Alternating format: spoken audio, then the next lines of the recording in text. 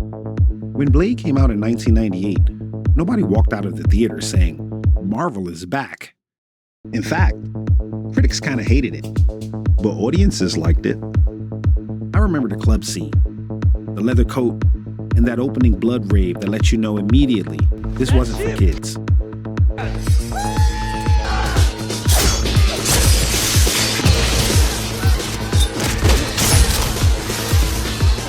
And what sticks with me is this. I didn't leave thinking about comic books. I didn't think about studios. I didn't think about brands or universes. I thought about Wesley Snipes, not Marvel. And that's my problem with the story people tell today. And that difference tells me everything.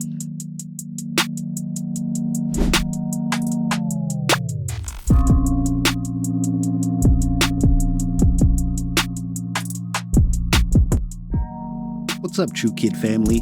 It's me, Gio, and welcome back to True Kid TV. Quick pause before we dive in.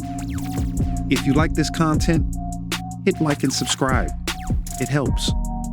All right, back to the video. You hear this all the time. Blade saved Marvel. Blade saved comic book films. But that idea only works if you look at the past through today's lens. Here's the part people forget. In 1998, most people didn't know who Blade was. I only knew him from Spider-Man the Animated Series, and even then, that version had a lightsaber and a bike that drove up buildings. Most audiences weren't showing up for a Marvel character. They were showing up for a movie that looked fire. And that's why this matters. Making a good movie and saving a company, those are not the same achievement. One is cultural impact, the other is corporate survival. In the mid to late 90s, Marvel wasn't planning an empire. They were surviving. On the verge of bankruptcy, they were selling film rights just to stay afloat. Man, I got these cheeseburgers, man. X-Men went to Fox, Spider-Man went to Sony, and Blade belonged to New Line Cinema. This wasn't Marvel building a universe. This was Marvel keeping the lights on. And this is the part people don't like to admit. Other than being the original publisher, Marvel gained almost nothing from Blade's success. No ownership, no brand recognition, no long-term leverage. You better wake up. Most viewers didn't even associate the movie with Marvel at all. So the idea that Blade saved Marvel assumes Marvel benefited from the win. They didn't. At best, Blade was a licensed success that happened adjacent to Marvel, not for it. Here's something most people don't notice. Watch Blade, then watch Blade 2. There's no Marvel logo at the start.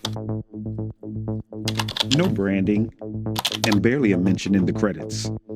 Because in that era, Marvel superheroes weren't a hot commodity on film, but vampires and Wesley Snipes were. The 90s was a vampire decade.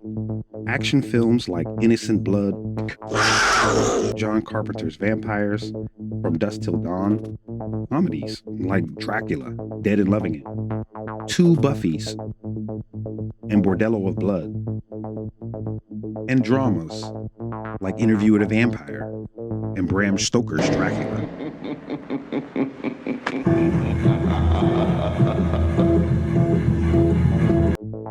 We even had black-led vampire films like Death by Temptation and Vampire in Brooklyn with Eddie Murphy and Wes Craven. Brooklyn, I love this place.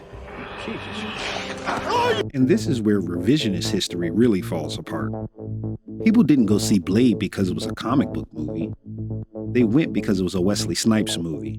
Most of all, I hate that black-ass Wesley Snipes.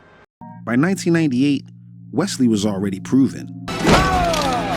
You like that Wesley Snipes? Passenger 57. Passenger 57, Demolition Man, Rising Sun, New Jack City, U.S. Marshals. Damn, I'm possessed. Wonder if I can play the accordion too. He already had multiple films clearing or approaching the $100 million mark worldwide. The This thing is bigger than Nino Brown. This is big business. This is the American way. Blade didn't feel like a gamble on an unknown character. It felt like another Wesley Snipes action movie, just with vampires. And to be clear, Wesley Snipes wasn't just the face of Blade. He was a producer through his company Amin-Ra Films. Let me give you a word of advice. Always bet on black.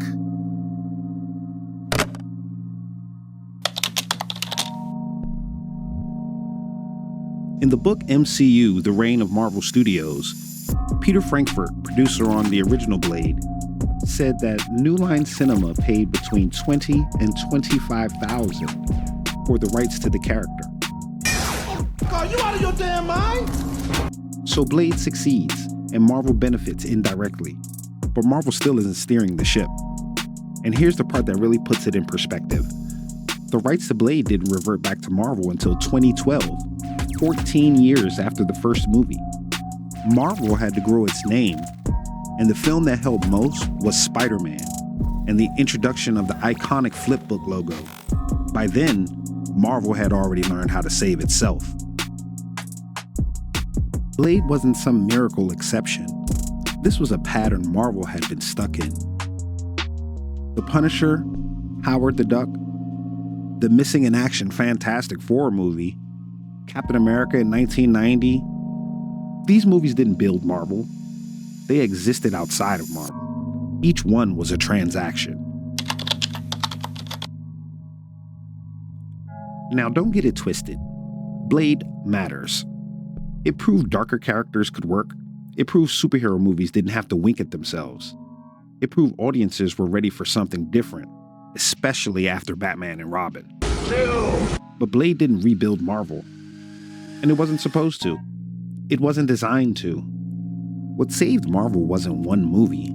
It was a shift. Marvel stopped selling the future and started betting on themselves. They took creative control. They built infrastructure and planned a universe. Films like Blade, X-Men, and Spider-Man showed what was possible, but Marvel Studios showed what was sustainable.